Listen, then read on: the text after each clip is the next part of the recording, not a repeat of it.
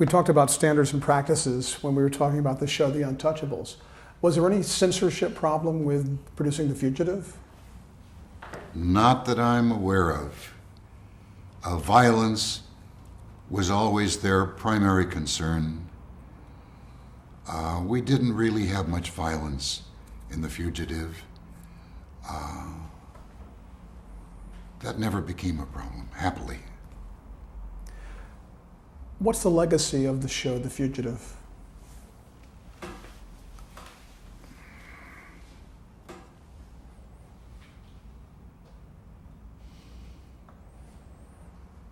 I don't know. Was it different for its time as a drama? I think I need to talk about the way I functioned as a producer on The Fugitive.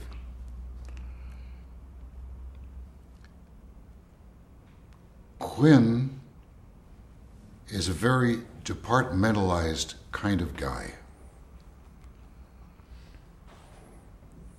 Was a departmentalized kind of guy. And I found that my primary function on the series was working with writers. Yeah, I was involved in casting. Yes, I was involved in working with directors and finding locations. But 70% of what I did on The Fugitive was working with writers. Hard work. Sitting in an office 2, sometimes 3, sometimes 4 hours, going home at night, sometimes 8 o'clock at night, totally exhausted. If I had been digging ditches, I couldn't be any more tired. Working with writers, developing stories. Sometimes stories work and you feel that there's no way you can make this work, and you talk and you talk and you find a way to make it work. And that was good for me, because when later on I gave classes in screenwriting, I had been in the trenches with the writers, developing stories, developing characters, developing relationships. It was so helpful to me to be able to pass that along to budding writers, students in school later on. Quinn, as he developed, as he went on, became increasingly departmentalized, so that when I went back with him later on, everybody was in his own little niche.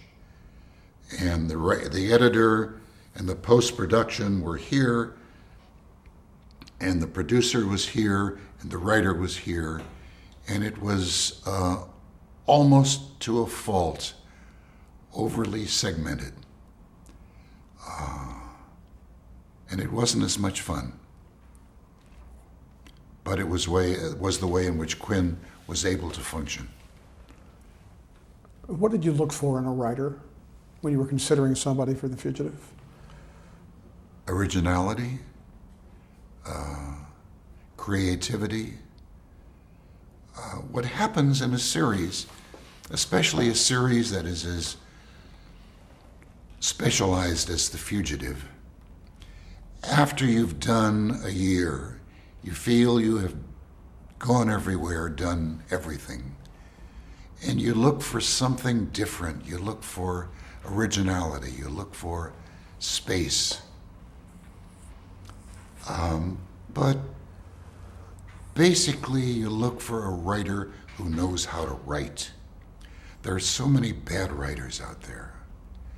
I think that, and you may dispute this with me, but I think that 70% of the writers in the Writers Guild really don't know their craft. Good platinum. writers who know their craft.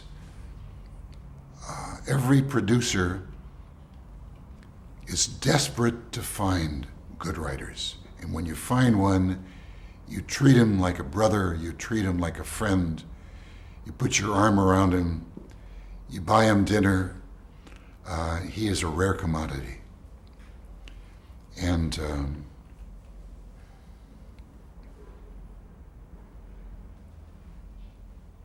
good writers taught me a lot, and I believe I taught writers something. What happens is a writer comes in, and a writer, if he's fresh to a series, has his own ideas about the character.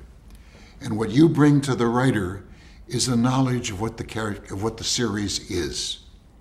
You know the characters, you know the series, the writer doesn't. So what happens is it becomes a fusion of what the producer knows and what the writer knows.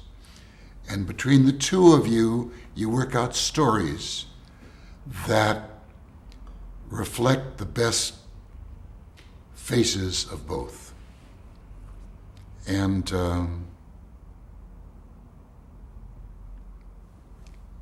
that way the character becomes richer, and the character becomes a reflection of what the writer has written, of what the actor brings to the character, and ultimately what the producer brings to the character. It's a fusion of all three.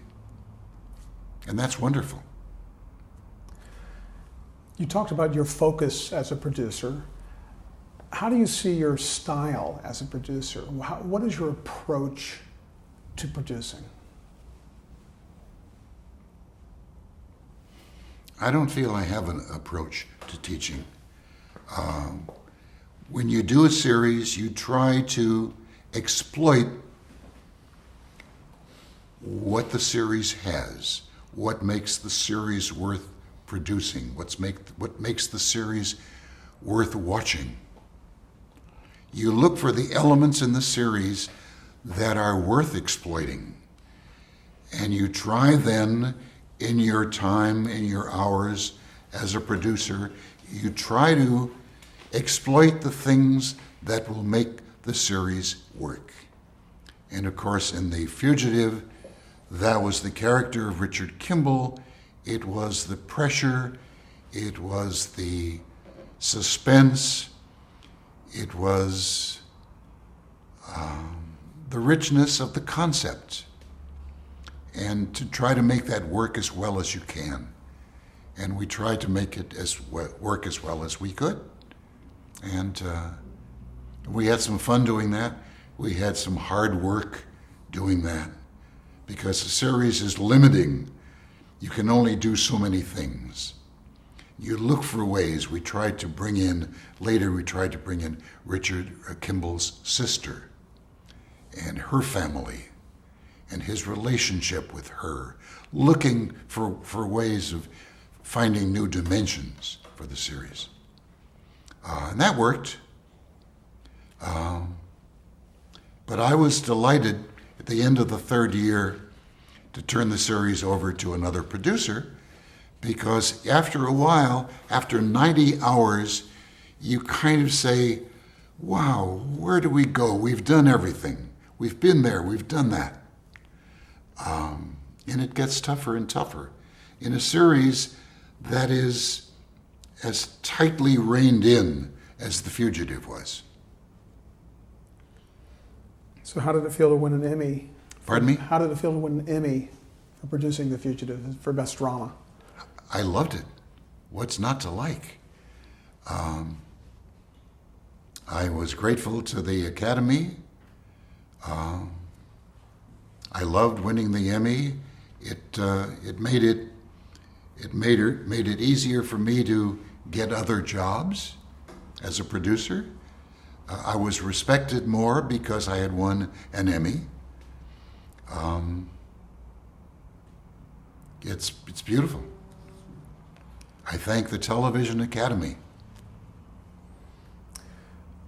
The very fact that The Fugitive was a very well-regarded show, not just popular, but critically, The very fact that it had a finite ending, do you think that's helped its stature at all? Which was unusual for a drama series. Nobody's ever asked me that before. I mean, it satisfied its audience. I think maybe having an ending. Quinn, as I've mentioned, Quinn felt from the beginning that there had to be a resolution, that it was a story, and a story has to conclude. And there was a great deal of secrecy about the final episode. Every script was numbered, and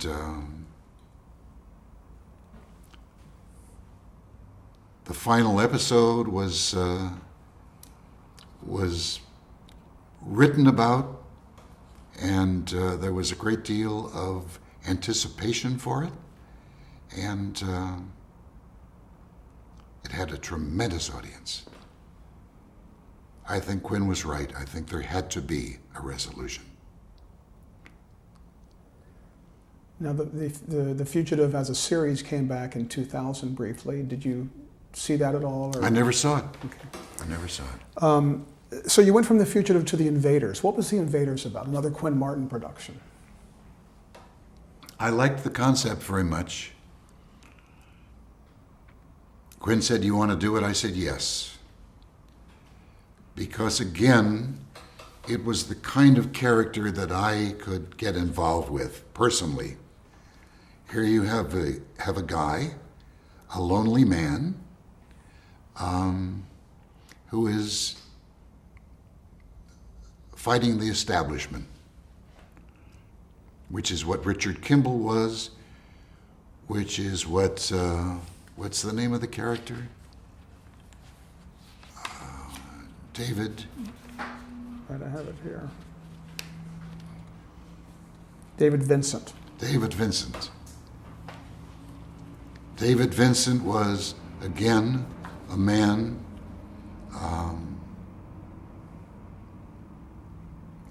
against the establishment, fighting the establishment, and a character that you could get involved with, much like the old Western heroes. And I like that. And I've always liked science fiction. And the idea of one man knowing the truth, trying to get the truth across to the audience, and no one will believe him.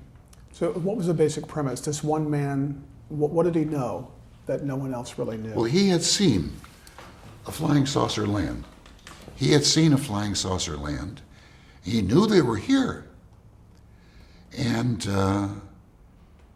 I think in several episodes he actually had contact with them. But no one would believe him. And everyone relates to a guy, everyone has been in the position of trying, a little boy trying to tell your parents that his older brother hit him. And the parents didn't believe him. It's something that the audience can get involved with and believe and relate to. And I think that's a very strong way of making a series work. And I think the science fiction, unfortunately, the network felt that the series was a series that would do better aimed at teenagers and youngsters. And when they reran it, they put it on like a late afternoon, looking for a kid audience. Interestingly, there has been a great deal of continuing interest in the series, and I get phone calls from a guy in Australia who is very involved with the Invaders, and There are clubs, and there is new CDs being made. It's exciting that there is this continuing interest in a series that was really very short-lived. Do you think The Fugitive inspired The Invaders in a way because of the similarities of their protagonists? May very well have. Larry Cohen was a very bright guy, came up with the concept of the Invaders, did a treatment for the Invaders that Quinn and I were not crazy about. And Quinn, who was a very, how do I say this? He was able to persuade people, to work with people. He and I had a meeting with Larry Cohen in which he convinced Larry Cohen that he really should not be the continuing story editor of The Invaders, and that perhaps taking the good words that Larry Cohen had come up with, the good character that Larry Cohen had come up with, perhaps it would be a good idea to let another writer write the pilot script. And Larry agreed. Larry understood that perhaps another writer could do a better job, and we brought in Tony Wilson, a superb writer, who wrote the pilot script. And it was a very good script. And we brought in Tony Wilson because he had done a 2-part Fugitive for me. And I loved his script. He wrote it originally as a 1-hour show, and it was a very long 1-hour show. And Quinn suggested, hey, maybe we could make it into a 2-part show. So we did it then as a 2-hour show. And it was well written.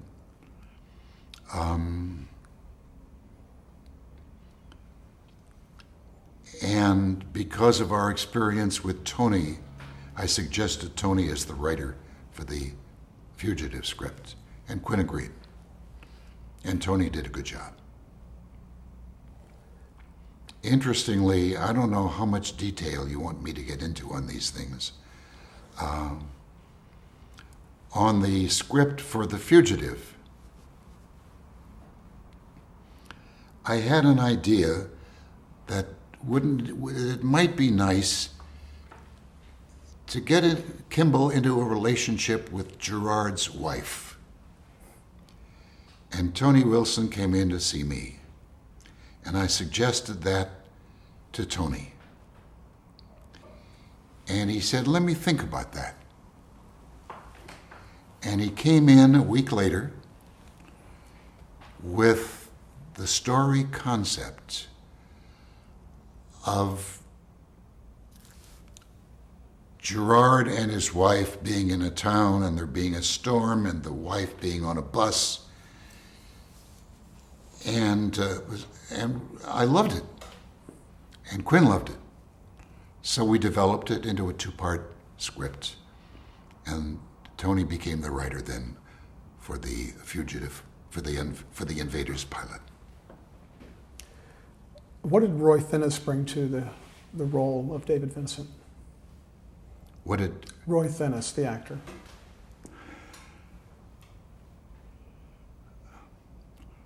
We had seen Roy in a series he did for 20th Century Fox, Long Hot Summer, and I liked him. And Quinn asked me if I liked him. I said, yeah, I've seen him in the series. I think he's good.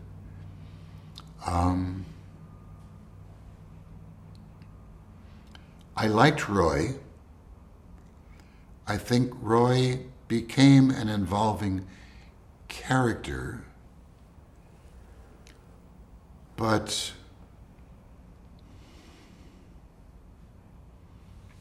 Quinn and I both felt that he was feeling that he was developing an attitude of, oh, poor me, that there was nothing heroic about him, that he was playing a kind of pitiful attitude that Quinn didn't like, and I tried to help him, the actor,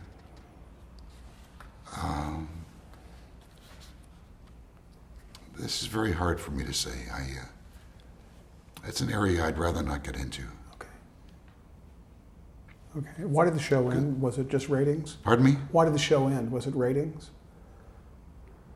Well, it wasn't getting great ratings. A show ends, the network is concerned primarily with shows that bring in high ratings, of course.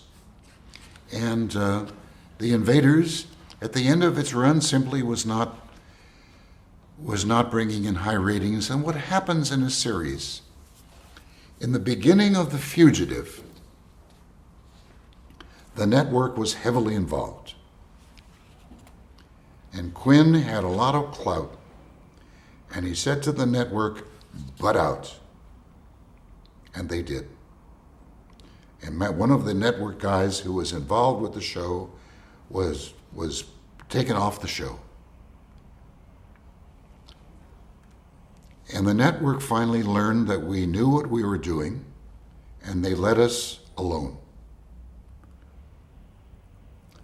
On The Invaders, because the show was not bringing in big ratings, the network became more and more heavily involved. They were looking over your shoulder at everything you did, at every writer you hired, at every director you hired. They were telling you what to do. They were telling you why the series was not working, what you needed to do in order to make it work. And it became very difficult.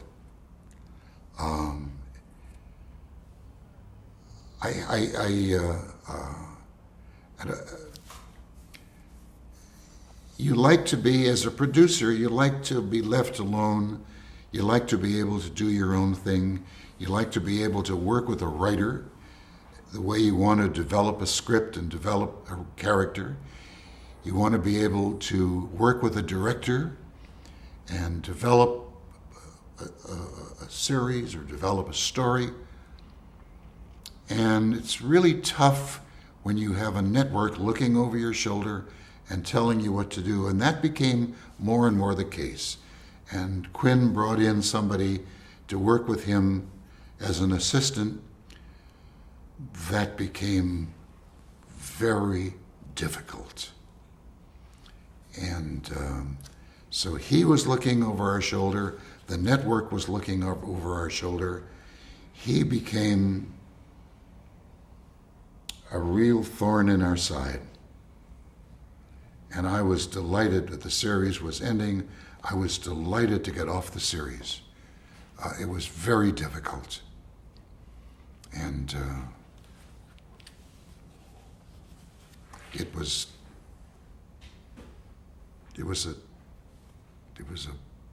was a pain. You moved on to a show later called The Name of the Game, which is sort of a concept in its own, a kind of a wheel of characters. What was your association with that show? I was very briefly associated with that. I came in. This was after The Invaders. I had very little to do with that series. I did a couple of shows. They were okay, and I don't really have much to say. Okay, and let's talk about Cannon. How did that come to you? Cannon invited me. I had been at Universal. Quinn invited me back to do the Cannon series. And that was a series that was fraught with problems from the beginning.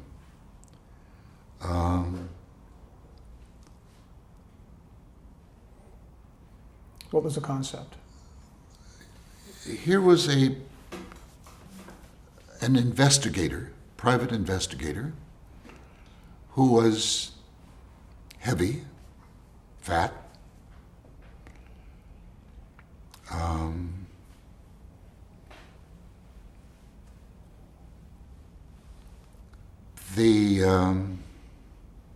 I'm trying to recall the genesis of this. There was a series called Peter Gunn. A gun is a symbol for the male organ.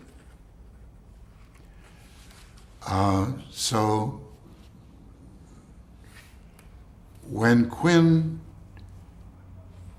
came up with a series for a heavy guy and called it Cannon, Cannon is a fat gun. And the concept seemed to work. I had trouble with the series as a producer. I had trouble developing scripts. Maybe it was because I had not worked in that genre before. But Bill Conrad was I think, a very talented man, good actor with a marvelous voice.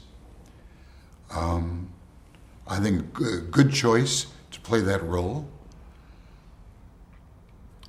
But it was a difficult series for me. I had trouble developing stories. I had not worked with detective stories, which has a special kind of value, a special kind of structure that I was not used to working with. And it was a difficult series for me, and eventually I left the series. I was, I think, burning out. It was a time, maybe you could call it midlife crisis, but I noticed that a lot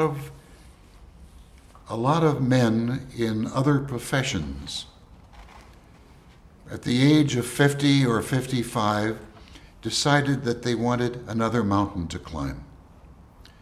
And perhaps this is male menopause. Perhaps it is male midlife crisis. I don't know. But that's what happened to me on the Cannon series. And I felt that I needed another mountain to climb. I did another series that we'll talk about, I'm sure. But eventually I left television and got into writing, got into teaching, which I love. You want to talk about, there's another series, Lancer. How about a brief comment just about it? We don't have to go into detail, but just... About Lancer? Yeah. Was that a good experience for you, or...? Lancer was a good experience. I was kind of the tail end of the Western series on television. So I think that if it had not been the tail end, if the series had been on television 6 years earlier, it would have been a major success. I think we're number 22nd in the Nielsen ratings. We had a good show, had a good cast. I think we did a good job. I did a good job producing the series. I think we did a second year. But we were opposite a successful series on another network. And we just didn't pull in big enough ratings. And that, of course, is what the networks live by. And I think we did some very good shows. I was proud of our shows. I had wonderful production values, good stories.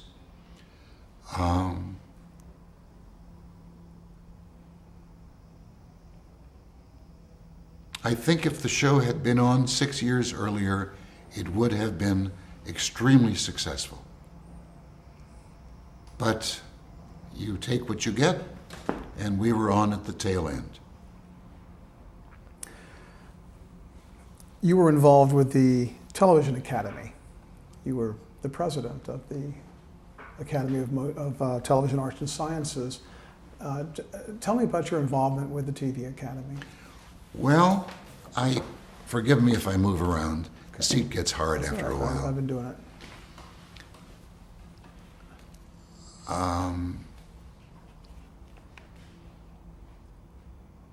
Television had been very good to me. I had been successful. I'd made some good money. I bought a nice house. My family was eating regularly. My wife said to me, "Alan, maybe you should give something back. Maybe you should do something for television." So I started going to meetings of the Television Academy. And I talked to David, all the Davids, who was then president of the Television Academy. Can't think of his name. And I became a member of the Television Academy. And became a member of the board of directors of the Television Academy. And I liked it. And I did some good work for the Television Academy.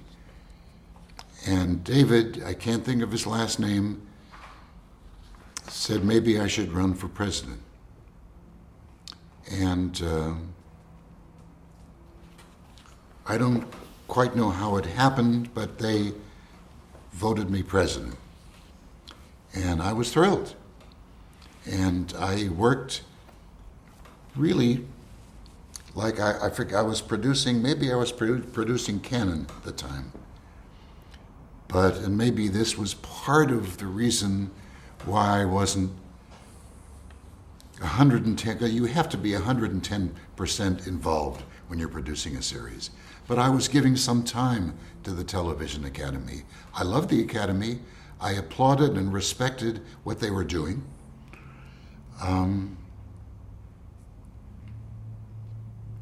So I enjoyed my work for the Academy, and we put on some good programs. We built a membership. It doubled during the time that I was president. I think we started the idea of running movies for members of the Television Academy. And I was president for 2 terms and a member of the National Academy. And it was a good time in my life, and I'm grateful for the years that I dedicated to the Television Academy.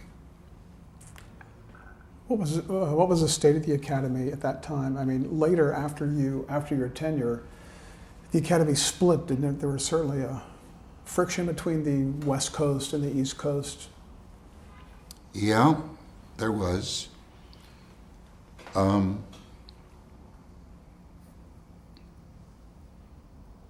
Did you see that coming? It's complicated, and I'm trying to recall. The National Academy was really the New York Academy.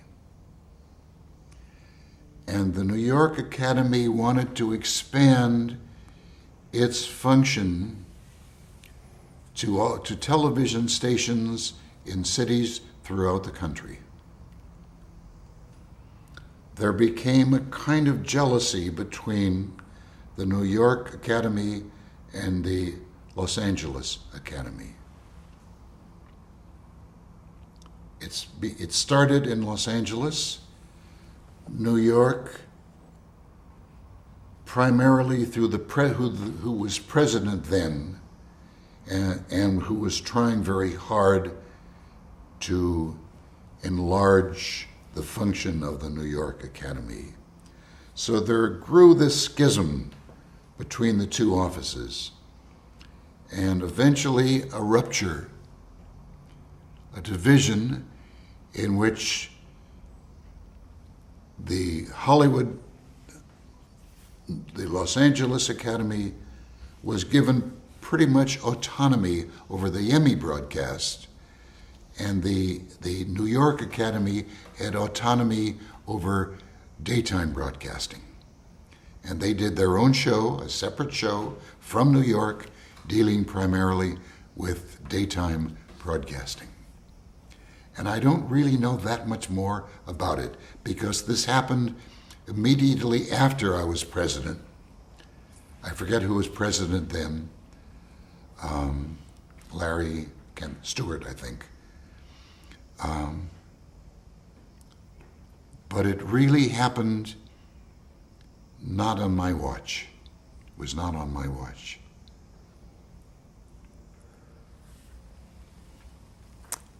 Did the Emmy broadcast gain stature during the time you were at the TV Academy? I think so. I think it's amazing to me the Oscar broadcast essentially was the beginning of these kinds of shows. And the Emmy show followed, and the Emmy show was well received and is still well received. But awards shows have proliferated, and now there are 6 or 8 or 10 of them on television, and I think that the value, the worth of the shows has diminished somewhat because there are so many. I think the Emmy show, when I was president, was well received and had large audiences. Interestingly, when I was a director at Channel 4 in Los Angeles, I directed one of the local Emmy shows. So I was involved with Emmy for a long time. Interestingly, my grandmother was named Emmy. Her name was Emma, but we all called her Emmy. So I feel very close to the name Emmy. And it's been very much a part of my life, and a very good part of my life. You've been involved with other organizations and professional guilds. Why do you think participation in these organizations is good for the industry? And why should people participate?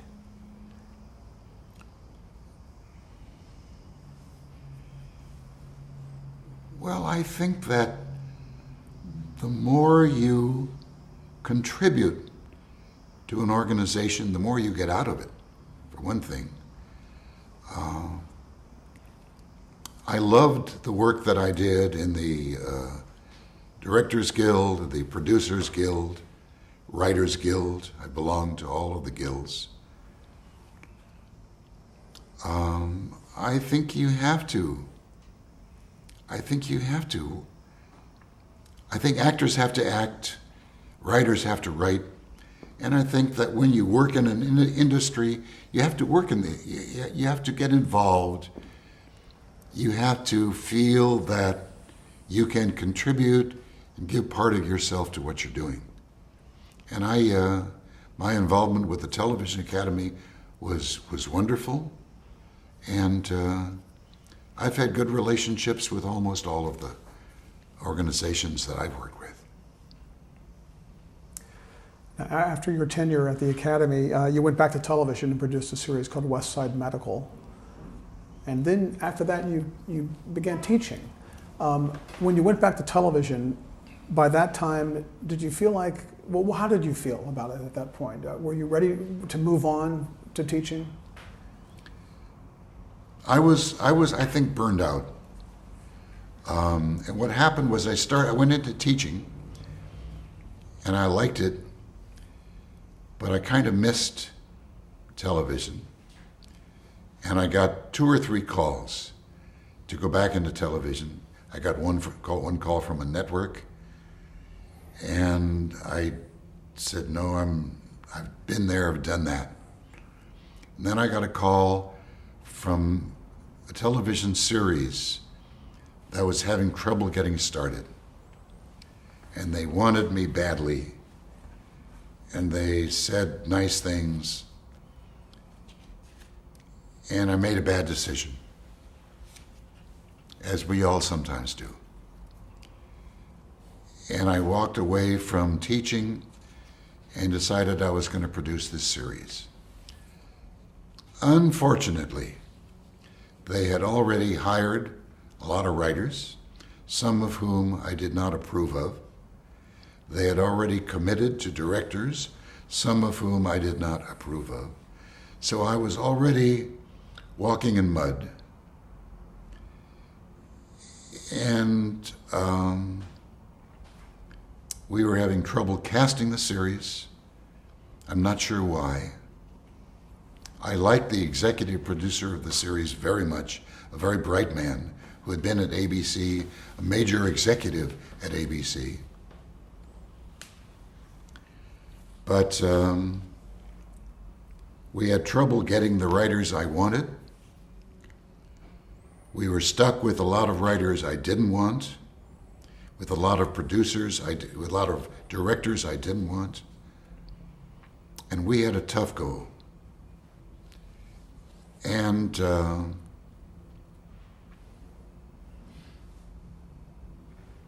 we got the show on the air, and we did our stint, and it was tough, and we didn't make it past the first season. And then I was out of a job, and I did some fun things on my own. And somebody called me that they needed a part-time person to teach a writing class at California State University, Northridge. Ben Brady. Ben Brady called me. I went over there. I started teaching part-time and loved it. And then I taught a second writing class. And then I started teaching full-time. And then they discovered that I had done some directing. They said, could you teach a directing class? And I said, yeah. So I started teaching a directing class. And then they said, well, can you teach a class about directing theory? So I said, sure. So I started teaching a class in directing theory. And this was wonderful for me. And I loved it. And then I wrote a textbook about directing. And then I wrote a textbook about screenwriting. And it was just, I loved it. I loved writing. I loved teaching. And I was on a cloud. And I was on that cloud for 20 years. Forgive me, I'm going to have to. I get a little aching in the posterior regions. Where else did you teach? You taught at CSUN, and where else did you teach? I taught screenwriting. I taught mass communications. I taught screenwriting on 3 different levels: beginning, intermediate, and advanced.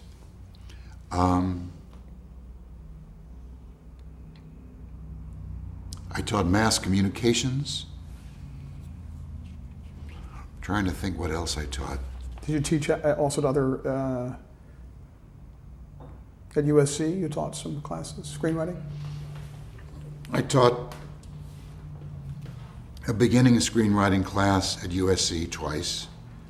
But what I was looking for was when you're teaching, you have to have graduate degrees. And here I just had a pitiful little BA from Stanford. And I knew if I was going to move up in the ranks of professorship, I would have to have a graduate degree. So I applied. Part of the reason I started teaching at USC was I was hoping they would give me a doctorate.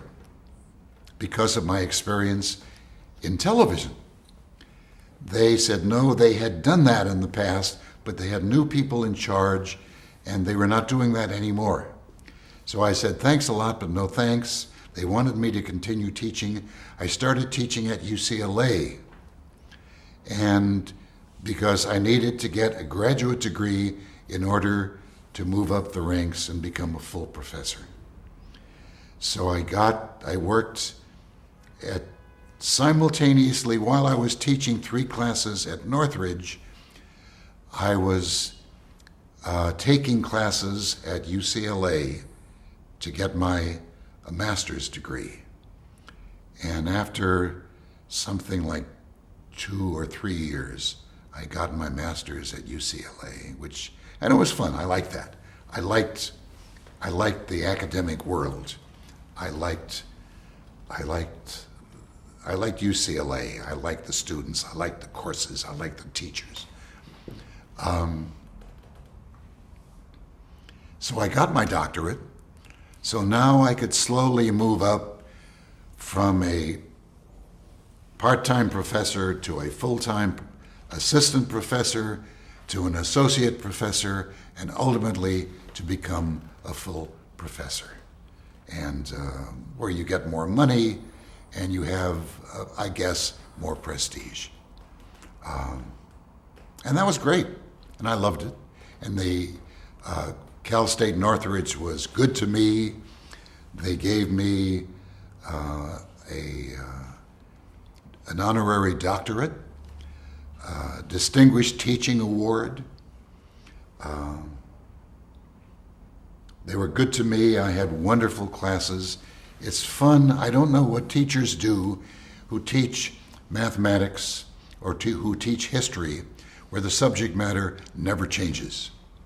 In television, my classes were fun because every semester there are new films coming out, new shows on television, so that every semester it was alive, it was new, it was vibrant. And the classes were fun, and I loved my classes. And when I was in television producing, I would take my script problems home with me, and I would worry about them, and I would spend time at night. When my wife wanted to talk to me, I would spend time trying to figure out how we could make a story work.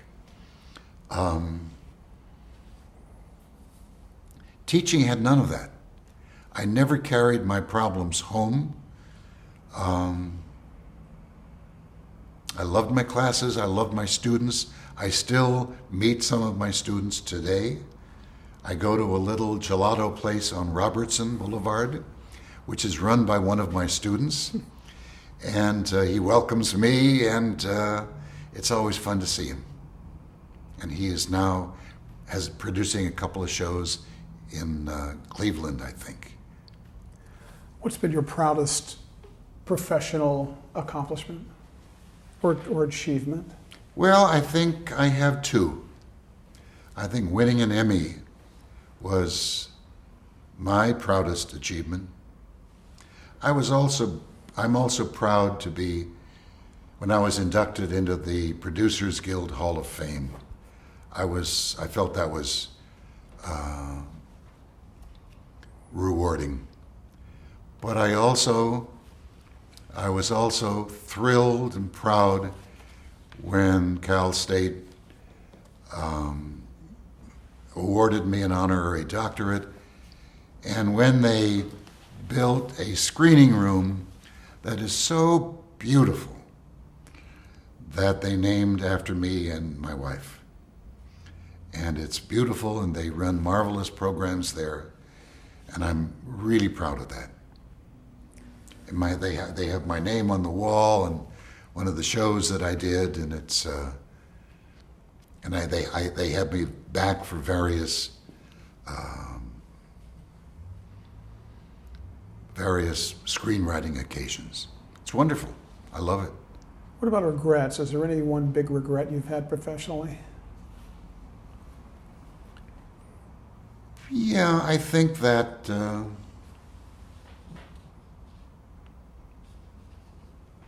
I think that when you're tired, you need to know when to lay down, lie down.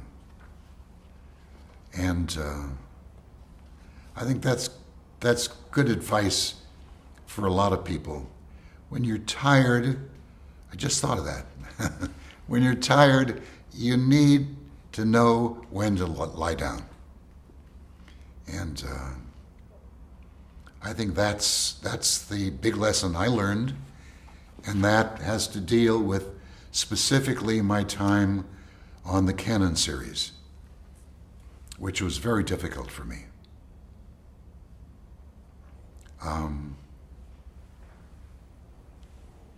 What else can I tell you?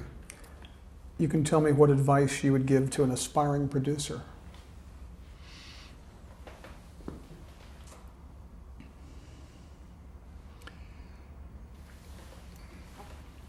My advice to an aspiring producer or writer or director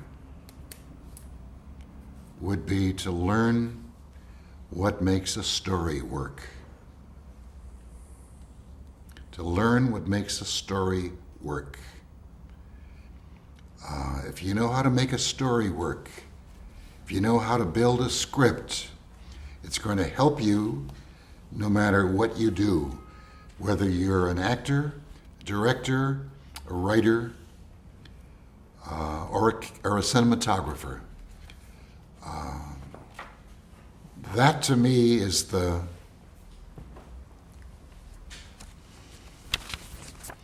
key to making a story work.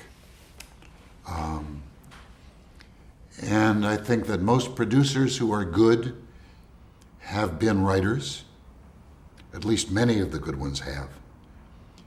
And I think that actors who understand story, understand character, it's certainly going to make them a better actor. And it's true of almost everybody in the industry. What's the key thing for you that makes a story work? Well, I could do a whole hour on this, but several key things. I can give you an instant study of what makes a story work. You have to have a character that you can care about. A central character that you can care about, that an audience can get emotionally, underline the word emotionally, that the audience can get emotionally involved with. Secondly, the character has to have a goal.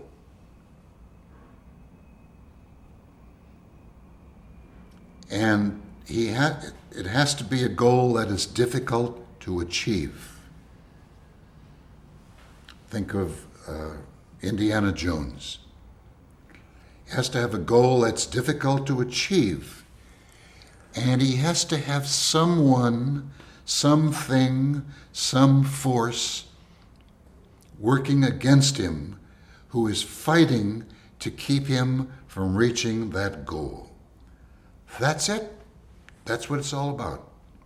In 60 seconds, if you have a character that an audience can care about, can get emotionally involved with, who is striving to reach a goal, a worthwhile goal, and there is someone or something or some force that is fighting to keep him from reaching that goal, then you have a story that's going to work. And that's true of whether you can apply that to almost any television series or almost any motion picture. And if those elements are there and they work in an interesting, colorful, involving way, with motion, with sound, with color, then you're going to have a story that works.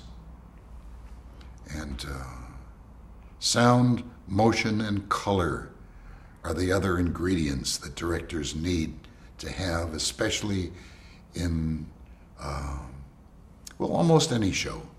The elements of sound, motion, and color to enrich that beginning point that I just gave you.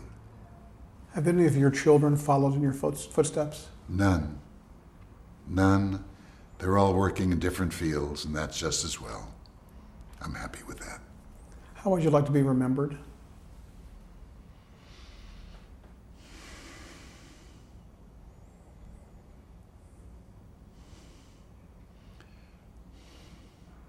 I'd like to be remembered for the good shows I did, and for the many, many students whom I have helped find their place in television. I feel good about that.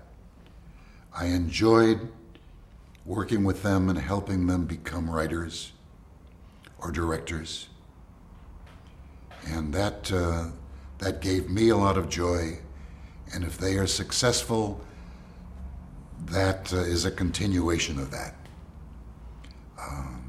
And the shows I did some good shows.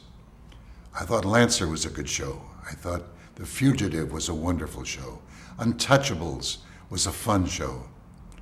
And I'd like to be remembered for the shows I did, for the people I helped along the way, and the people who helped me along the way. Did you have a mentor? Quinn Martin was a mentor and was helpful to me, and really the most significant mentor in my life. Good guy. Thank you very much. Thank you very much. I enjoyed it. Me too.